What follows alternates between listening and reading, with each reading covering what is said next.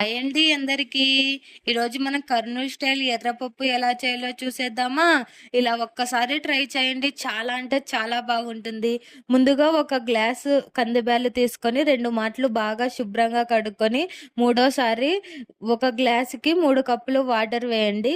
అందులోనే ఉల్లిగడ్డలు, టమాటా పండ్లు, కారము, పసుపు, చింతపండు, కరివేపాకు, కొత్తిమీర వేసుకొని కొంచెం నూనె వేసి మూత పెట్టేసి 4 విజిల్స్ వచ్చాక గ్యాస్ ఆఫ్ చేసి ఆవిరి వేయనాక కొంచెం ఉప్పు వేసుకొని బాగా రేముకొని పక్కన పెట్టుకుందాం. తర్వాత గిన్నె పెట్టుకొని అందులో 2 టేబుల్ స్పూన్ల ఆయిల్ వేసి అది కొంచెం హీట్ అయ్యాక వెల్లిపాయలు వేసి అవి కొంచెం రెడ్గా అయ్యాక ఎండుమిరపకాయలు, జీలకర్ర, ఆవాలు, కరివేపాకు వేసి ముందుగా ఎనుపుకున్న పప్పులోన ఈ తిరువాతను వేసి కలిపేసి వేడివేడి అన్నంలో ఈ పప్పుని సర్వ్ చేసుకొని తింటే అమృతమేనండి. Thanks for watching this video.